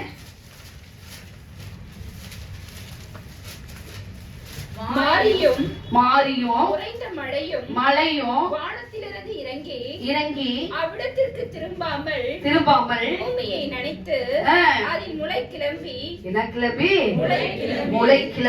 விளையும்படி செய்து விதைக்கிறவனுக்கு விதையையும் புசிக்கிறவனுக்கு ஆகாரத்தையும் கொடுக்கிறது எப்படியோ அப்படியே என் வாயிலிருந்து புறப்படும் வசனமும் இருக்கும். அல்லேலூயா, அல்லேலூயா. மறுபடியும் உத்தரம் வாசிங்க. மாரியும் மாரியும் உறைந்த மழையும். உறைந்த மழை, உறைந்த மழைனா எதுங்க? பனி. வானத்திலிருந்து இறங்கி அவ்விடத்திற்கு திரும்பாமல் பூமியை நினைத்து, பூமி மூடுபடி எழும்பி பூமியை நினைத்தது. அதில் முளை கிளம்பி விளையும்படி செய்து விதைக்கிறவனுக்கு விதையையும் புசிக்கிறவனுக்கு ஆகாரத்தையும் கொடுக்கிறது எப்படியோ அப்படியே என் வாயிலிருந்து புறப்படும் வசனமும் இருக்கும். என் வாயிலிருந்து புறப்படும் வசனமும் இருக்கும். எவ்வளவு பெரிய பாக்கியம் நமக்கு, எவ்வளவு பெரிய சாக்கியம் நமக்கு. அவருடைய வசனம் எப்படி எழும்புதாமா? வாயிலிருந்து புறப்படுற வசனம் எப்படி எழும்புதாமா? வாசிங்க, மறுபடியும் வாசிங்க. மாரியும் மழையும் எங்கிருந்து? வானத்திலிருந்து இறங்கி திரும்பாமல் பூமியை நினைத்து அதில் முளை கிளம்பி விளையும்படி செய்து விதைக்கிறவனுக்கு விதையையும் புசிக்கிறவனுக்கு ஆகாரத்தையும் கொடுக்கிறது எப்படியோ அப்படியே என் வாயிலிருந்து புறப்படும் வசனமும் இருக்கும். வசனம் இருக்குன்னா அது என்ன சொல்றாரு? ஆகாரம்ட்டாரு. வசனத்தை என்ன செஞ்சிட்டாரு? ஆகாரம். இத புசிச்சினா ஆத்துமா புஷ்டி அடையும். இத புசிக்கிறவே ஆத்துமா புஷ்டி அடையும். நீங்க பிசிக்கலா புசிக்கிற ஆகாரம் வந்து உங்களோட ஃப்ளெஷ்க்கு தான் ஓகே, ஆத்மாவுக்கு ஓகே கிடையாது. வசனத்தை புசிக்க புசிக்க புசிக்க, அது வசனத்தை நீங்க புசிக்க புசிக்க புசிக்க, பிள்ளைகளுக்கு அது கொடுக்க கொடுக்க கொடுக்க, அது அதில் தன் ஜாதி ஜாதியின் படியே கனி விருட்சங்களை கொடுக்கும். அல்லேலூயா. இதுதான் ஆபிரகாம் செஞ்சாரு. இதான் என்ன செஞ்சாரு? ஆபிரகாம் செஞ்சார். சாதாரணமாய் அல்ல, கர்த்தர் மகத்துவமானவர்களை கர்த்தர் செய்தார். ஒரு தலைமுறைக்கு எத்தனை பேரு? 14 பேர். ஒரு தலைமுறைக்கு 14 பேர். 14 பேருனா 14 என்றாவே ரிடம்ஷன் அர்த்தம். 70 சொல்லி ரிடம்ஷன், 14 ரிடம்ஷன், 14 ரிடம்ஷன் தான், 70 ரிடம்ஷன் தான். ஒரு தலைமுறைக்கு எத்தனை பேரு? 14 பேர். மத்தேயு 1ஆம் அதிகாரம் எடுங்க, உங்களுக்கு அதை ப்ரூஃப் பண்ணாதான் உங்களுக்கு தெரியும். மத்தேயு 1ஆம் அதிகாரம்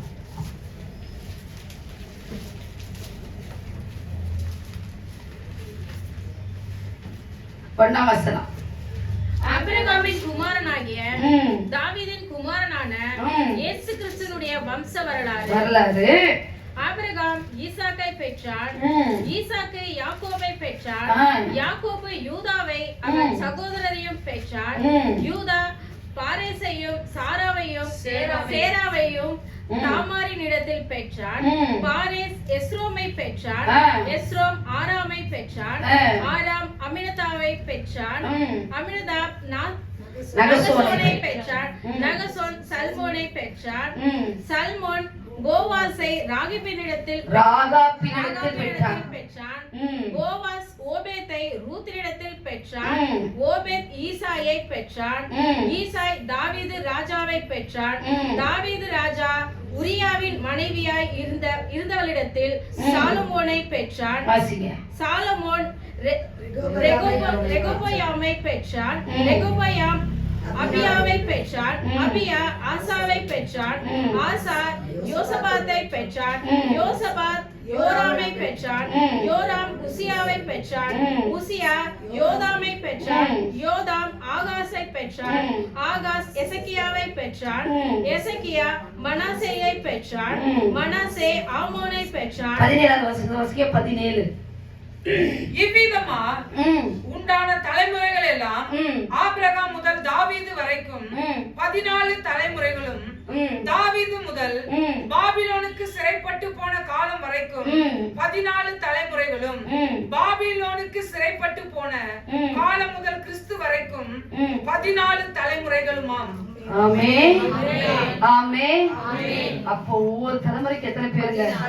14 தலைமுறை. இப்போ உங்க தலைமுறை நல்லா இருக்கணும்னா நீங்க டெய்லி என்ன செய்யணும்?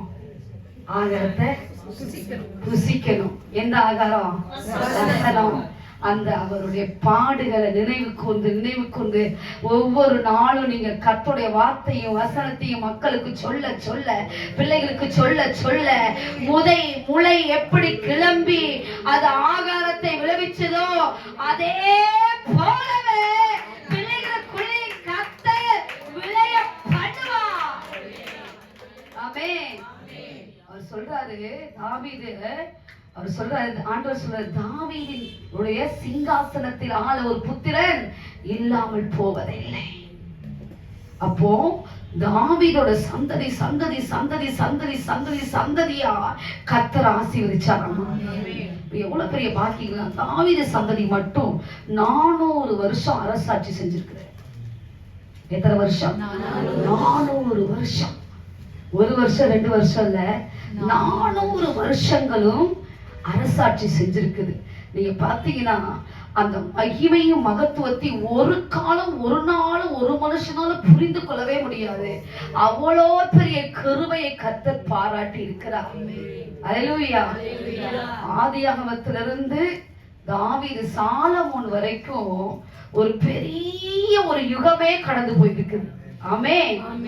பழைய ஏற்பாடு முழுவதும் வாசிச்சா அது என்ன சொல்லுவாங்கன்னா, ஆதி நாட்கள மனசாட்சியின் காலத்துல இருந்து நியாயாதிபதிகளின் காலம் வரைக்கும் முதலாவது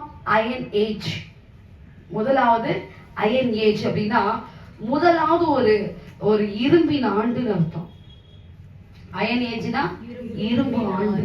அயன் ஏஜ்னா யாராலும் ஒண்ணு மனசாட்சியின் காலம் இல்ல, அசைக்க முடியாத ஒரு ஆண்டு, ஒரு அயன் ஏஜ். ரெண்டாவது பாத்தீங்கன்னா செகண்ட் அயன் ஏஜ் ஏன்னு போட்டிருப்பாங்க. ஏன் அப்படின்னா அது தாவீதிலிருந்து சாலமோன் வரைக்கும் அது ரெண்டாவது. அப்படி பிரிச்சு பிரிச்சு பிரிச்சு பிரிச்சு பிரிச்சு பிரிச்சு ஒவ்வொரு காலகட்டத்திலையும் கர்த்தர் பங்கு பங்காகவும் வகையாகவும் திருவலம் பற்றி இருக்கிறார். எபிரேயர் 1:1 எடுத்து வாசிங்க.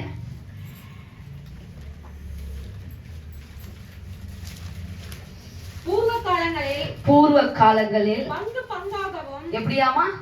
பங்கு பங்காகவும் வகை வகையாகவும் தீர்க்கதரிசிகள் மூலமாய் பிதாக்களுக்கு திருவலம் பற்றின எப்படியாமா?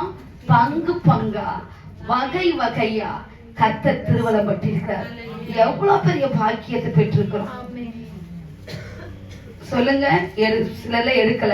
எபிரேயர் 1:1 எடுங்க. எடுத்தவங்க அல்லேலூயா சொல்லுங்க. இவங்களுக்கு எடுத்தாங்க. எபிரேயர் 1:1 எடுத்துறியம்மா? வாசிங்க, மறுபடியும் வாசிங்க. பூர்வ காலங்களில் பங்கு காலங்களில் எல்லாம் பார்க்கணும். அந்த வசனத்தை பார்க்கணும்.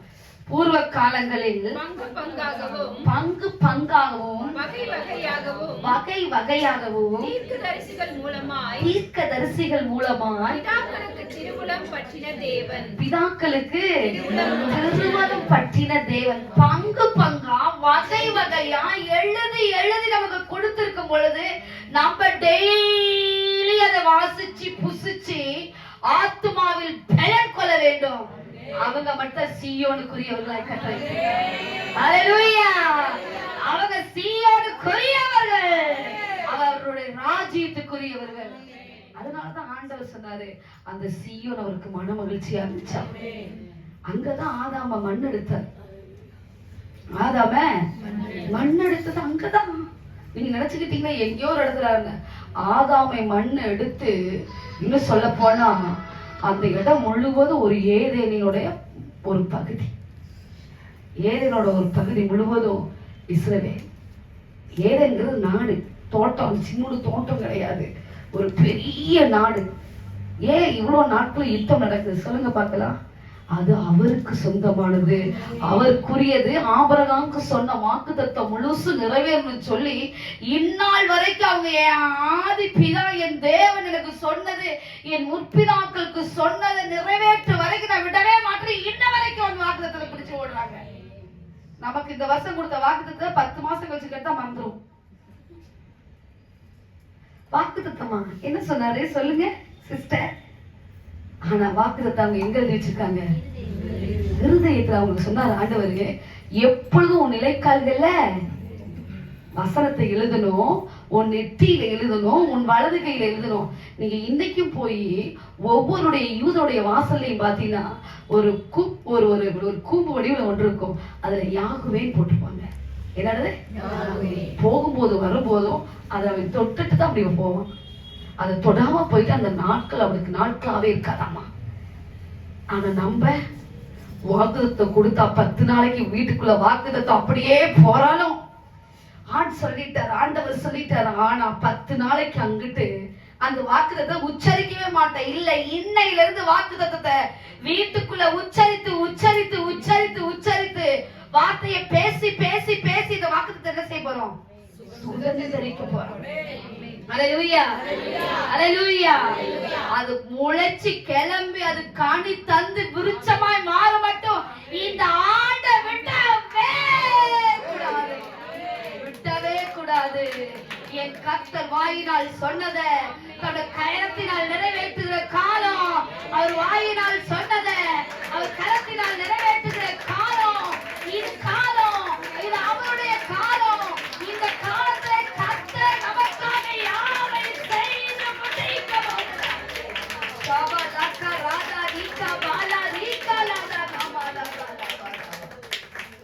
எவ்வளவு பெரிய பாக்கியம் உள்ள சந்ததி, எவ்வளவு பெரிய பாக்கியம் உள்ளவர்களாய் கர்த்தர் வைத்திருக்கிறார். மகா பெரிய பாக்கியத்தின் கிருபையும் பெற்ற சந்ததி, இவ்வளவு பெரிய தேவனை தெய்வமாக கொண்ட சனம் பாக்கியம் உள்ளது. அல்லேலூயா. இதுவரைக்கும் புரிஞ்சவங்க அல்லேலூயா சொல்லுங்க பார்க்கலாம். புரியாதவங்க அல்லேலூயா சொல்லுங்க பார்க்கலாம். புரிஞ்சா? கர்த்தர் பெரிய காரியம் செய்து கொண்டிருக்கிறார். அல்லேலூயா. கர்த்தர் மகத்துவமானவர்களை செய்து கொண்டிருக்கிறார். அவருடைய பிரசன்னமானது ஒவ்வொரு மேல இறங்கி கொண்டிருக்கிறது. அவர் சாதாரணமா நம்ம மேல வைக்கல அன்பு, அவர் வச்ச அன்பு அனாதி அன்பா இருந்தபடினாலே நான் படைத்தவனுக்காகவே இறங்கி வந்து சகலத்தை செய்வேன். இன்னும் சொல்ல போனா ஆதாமோட கல்லறையும் ஏவாளோட கல்லறையும் ஆபிரகாமின் கல்லறைக்கு மேலாகவே இன்றும் இருக்கிறது.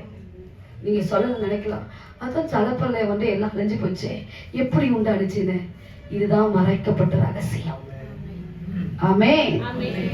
நீங்க 199 யூத ரபாயிகளை போய் பார்த்தீங்கன்னா அங்கதான் ஜெபம் பண்ணுவாங்க. எங்க போய் ஜெபம் பண்ணுவாங்க? அங்கதான். ஏன்னா அந்த இடத்துல போட்டிருக்க ஒரு this is Eden of God, Eve entrance gate போட்டிருக்கு. எது? Eden of God, Eve entrance gate அப்படி போட்டு ஒரு கூம்பு மாதிரி போட்டிருக்கும். அந்த இடத்துல என்ன செய்யுதுன்னா ஏவாள் நுழைந்த நுழைவாயில். எவ்வளவு பெரிய பாக்கியம், எவ்வளவு பெரிய ஸ்லாக்கியம், எவ்வளவு பெரிய கிருபை கர்த்தர் நமக்கு கர்த்தர் வைத்திருக்கிறார். நமக்கு எவ்வளவு பெரிய சாக்கியத்தை வச்சிருக்காரு, எவ்வளவு பெரிய பாக்கியத்தை வச்சிருக்காரு, எவ்வளவு பெரிய கிருபை வைத்திருக்கிறார். இவ்வளவு நாள் யாருக்காவது தெரியுமா? ஏவாள் பாட்டின் ஆதாம் தாத்தாவும் செத்து போயிட்டாங்க, அவ்வளவுதான் தெரியும். இன்னொரு காரியம் பார்த்தீங்கன்னா, எங்க கர்த்தராகிய இயேசு கிறிஸ்துவ அடிச்சு அந்த கொல்கத்தாவுல தூக்குனாங்களோ அது ஏன் மண்டை ஓட்டு ஸ்தலம்னு பேர் வந்துச்சு சொல்லுங்க? ஏன் மண்டை ஓட்டு ஸ்தலம் அப்படின்னு பேர் வந்துச்சு? ஏன்னா எல்லாமே இதோட ரிலேட்டடா தான் கர்த்தர் கொண்டு வராரு இன்னைக்கு. ஏன் மண்டை ஓட்டு ஸ்தலம் சொல்லுங்க? தெரிஞ்சது சொல்லாமே, உங்களுக்கு தெரிஞ்சது. ஏன் மண்டை ஓட்டு ஸ்தலமாய் மாறிச்சு? ஆதாம அங்கதான் புதைச்சாங்களாம். ஆதாம அங்கதான் ஆதாம அங்க புதைச்சு அங்கிருந்து எடுத்துட்டு போய் என்ன செஞ்சாங்களாமா? ஆபிரகாமின் கல்லறைக்கு நேர அங்க கொண்டு வந்துட்டாங்க இந்த எலும்புகளை.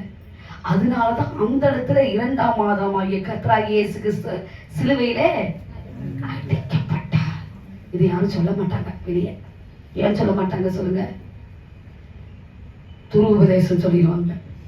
ஏன்னா அவன் போய் பார்த்தா தானே தெரியும். கண்ணு ரெண்டால போய் பார்க்கணுமில்ல, எதையுமே கண்ணு ரெண்டால போய் பார்த்தா தானே தெரியும். இப்பயும் போனீங்கன்னா அங்க ஒரு வரைபடம் ஒண்ணு இருக்கும். கீழே போனீங்கன்னா கர்த்தராகிய இயேசு கிறிஸ்து அப்படி அப்படி எடுத்து அந்த கல்ல போட்டு, அந்த கல்லு குழியாகி இருக்கும். அந்த கல்ல போறவங்க என்ன செய்வாங்கன்னா, சாலை கொண்டு போனாலும் சரி, எதை கொண்டு போனாலும் சரி, அப்படியே அந்த இடத்துல செய்வாங்கன்னா அதுக்குள்ள அப்படியே போய் தேய்ச்சி அந்த துணி அப்படி எடுத்துக்குவாங்க. நானும் அப்படி எடுத்துக்கிட்டேன். தேய்ச்சி என்ன செஞ்சாங்க? யார் விட்டா? போனதை போயிட்டு தூங்க திங்கலாம் இல்ல.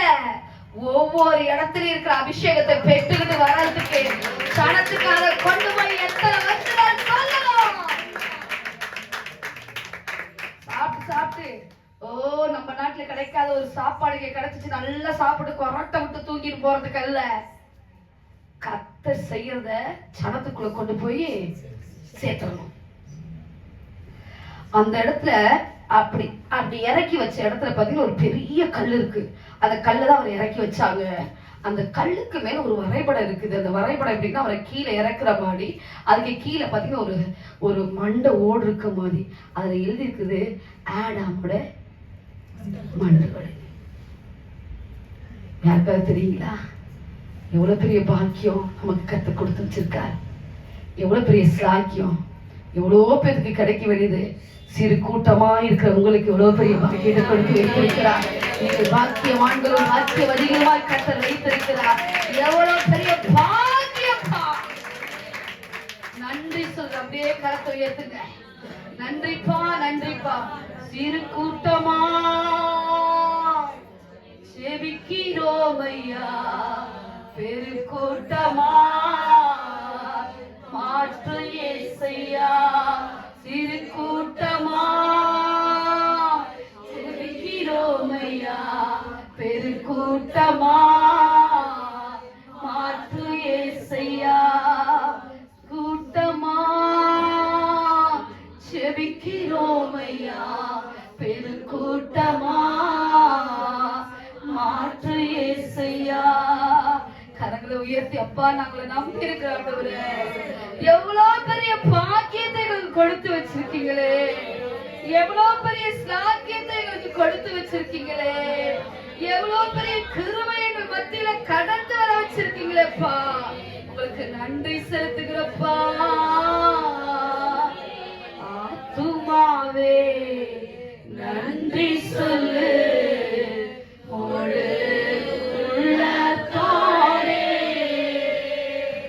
கர்த்தர் செய்த நன்மைகளை ஒரு நாளும் மறவாதே.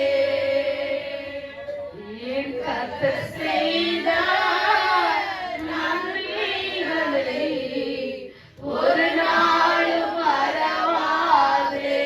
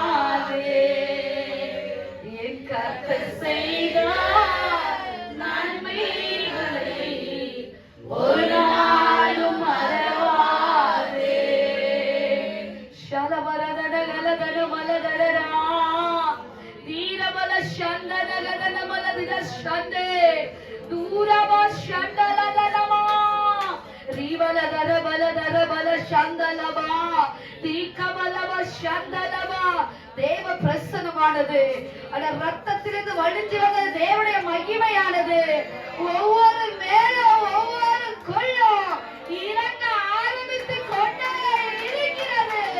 கர்த்தருடைய பிரசன்னமே, கர்த்தருடைய வல்லமையே, கர்த்தருடைய ராஜரீகமே, கர்த்தருடைய ராஜரீகமே, உம்மை அழைக்கிற ராஜரீகமே, மேன்மையின் பிரசன்னமே, மகத்துவத்தின் பிரசன்னமே, முழு உருவாய், முழு பிரசன்னமாய், அலை அலையாய் மேல்வீட்டு அலையை இறங்கி வந்த பிரசன்னமே, அக்கினி மயமான புரிந்திருக்கும் நாவுகள் அவனுக்குள்ளே இறங்கிறது போல உன் நாவை இப்ப அக்கினியாய் அபிஷேகமா என் கர்த்தருடைய பிரசன்னமான மாவட்டத்தை கொண்டிருக்கிறது.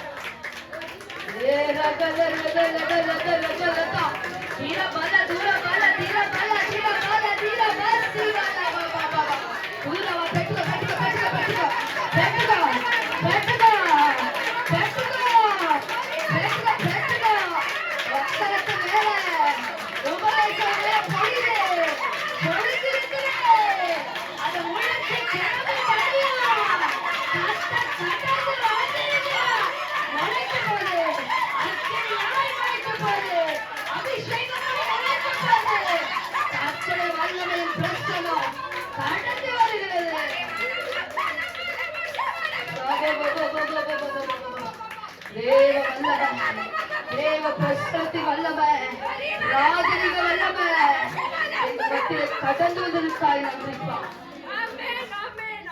நம்புங்கப்பா உங்கள் பிள்ளை, நம்புங்கப்பா உங்கள் பிள்ளையே. எங்களுக்காக எல்லாத்தையும் சிந்திட்டீங்கப்பா. 6 லிட்டர் ரத்தமும் எங்களுக்குள்ள உங்களுக்காக எல்லாம் முடிஞ்சிருச்சு, விழுந்துச்சுப்பா. இனி உங்களது சிந்துறதுக்கு ரத்தம் இல்ல, எல்லா ரத்தத்தையும் எனக்காகவும் என் சந்ததிக்காக சிந்திட்டீங்கப்பா. நாங்க அசதியா இருந்தவன கணக்கு கேட்டுறீங்களே, உங்க ரத்தத்துக்கு நன்றி ஆண்டவரே. எங்க ஆத்துமாவுக்கு ஒரு விலைக்கரையம் கொடுக்கப்பட்டிருக்குதுப்பா, ஒரு உடன்படிக்கை ஏற்படுத்தப்பட்டிருக்குது ஆண்டவரே. அது ரத்தத்தில் அந்த உடன்படிக்கை ஏற்படுத்தி வச்சிருக்கீங்கப்பா, உமக்கு நன்றி செலுத்துகிற ஆண்டவரே. நீ பெரிய காரியத்தை செய்வீராக, மகத்துவத்தை செய்வீராக, மகிமையானதை செய்வீராக, பெருமையானதை செய்வீராக, மகத்துவமானதை செய்வீராக. இப்படி செய்வதற்காய் நன்றி ஆண்டவரே, இந்த பிரசவத்துக்காய் நன்றிப்பா. நீங்க அப்படி செய்ய போவதற்காய் நன்றி, நீ பெரிய காரியம் செய்ததுக்காய் ஸ்தோத்திரம். கர்த்தருடைய மகிமை இறங்கி வருகிறதுக்காய் நன்றிப்பா. கரங்களை உயர்த்தி வானத்துக்கு நேராக, இவ்வளவு நாள் எப்படி இருந்தீங்களோ எனக்கு தெரியாது, என்னை ஒப்பு கொடுக்கிறேன்னு சொல்லுங்க. என்னை சுத்திகரிச்சிருக்க ஆண்டவரே, உங்க தலைமுறை வாழணுமே. நீங்க செஞ்ச எந்த ஒரு விஷயம் உன் பிள்ளைக்குள்ள பாயக்கூடாதுமா. நீ செஞ்ச எந்த ஒரு விஷயம் சந்ததிய பாதிச்சிடக்கூடாது. நீ பட்ட எந்த ஒரு காரியம் உன் பிள்ளைக்குள்ள வரவே கூடாது. அது ஒன்னாடைய முடிஞ்சிடணும். பிள்ளைகள் வாழணும், உன் சந்ததி வாழணும், உன் சந்ததி சந்ததியாக வாழக்கூடிய சந்ததி. அது தன் கனிகளை கொடுக்கணும். சாதி சாதியின் படி கனிகளை கொடுத்தது போல உன் தலைமுறையில 14 பேரும் நல்லா இருக்கணும். உன் தலைமுறை தத்துவங்கள் சொல்லணும்.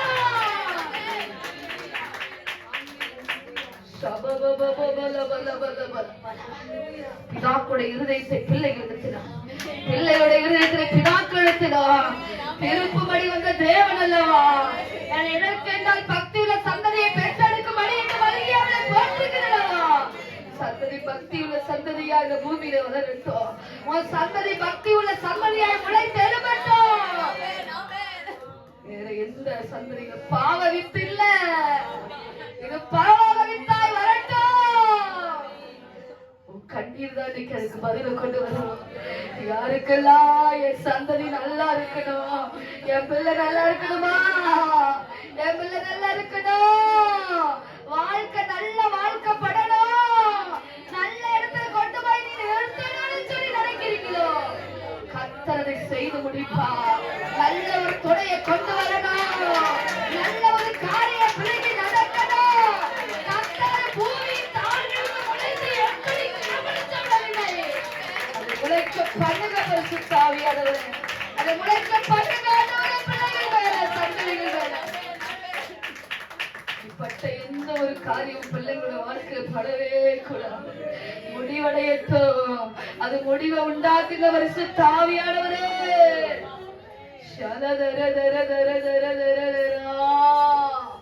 அண்ணாளின் ஜெபம் கேட்டி, ஆகாரின் குரல் கேட்டி, பிள்ளையை பிறக்க செய்தி, நீரூட்டை உருவாக்கினி. அப்பா, ஒரு நீரூட்டை உருவாக்கிருக்கீங்கப்பா. ஆண்டவரே, உன் பிள்ளை சாவதில்ல, உன் பிள்ளை ஒரு நாள் தொய்ந்து போவதில்ல, உன் பிள்ளை ஒரு நாள் மனமடைந்து போவதில்லை. கர்த்தர் அவனுக்கு ஒரு நீரூட்டை உண்டு பண்ணியிருக்கிறார். அந்த நீரூட்டை உண்டு பண்ணியிருக்கிற லகாயி ரோகி அவனை காண்கிற தேவனாயிருக்கிறார். உன்னை காண்கிற கர்த்தர், உன்னை காண்கிற கர்த்தர், உனக்கு சகலத்தை ஏற்படுத்துகிற கர்த்தர், சகலத்தை உருவாக்குற கர்த்தர்.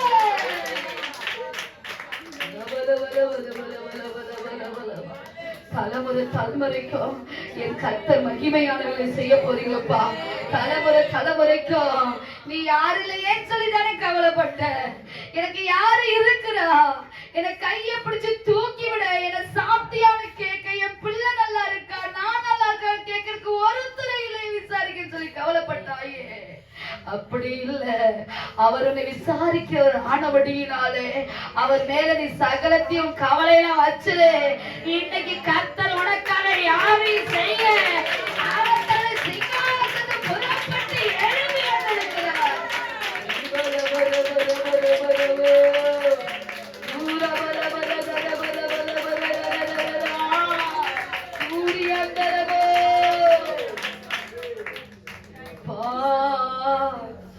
ராஜாவே,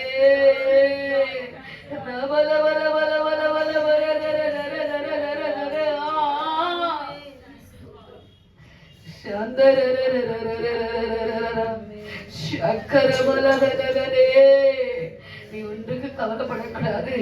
இந்த ஆண்டு 2025 கர்த்தருக்கு பரிபூர்ண நன்மை உண்டாக கட்டளையிடுகிற ஆண்டு, சத்துரு உட்புகுந்து கொடியோடி போது இல்லாதபடி காக்கிற ஆண்டு, தேவன் மகத்துவங்களை செய்கிற ஆண்டு, திருமையாளர்களை செய்கிற வருஷமாய் கர்த்தர் வைக்கிறது. நீ நல்லவர் ஆண்டவர், நீ பெரிய காரியம் செய்ய போகிறீர்கள். செய்வதற்காய் ஸ்தோத்திரம். அல்லேலூயா, அல்லேலூயா. எவ்வளவு பெரிய கிருபையை கர்த்தர் வைத்திருக்கிறார். கர்த்தர் ராஜாவாய் இருந்து நடத்த போகிறார்.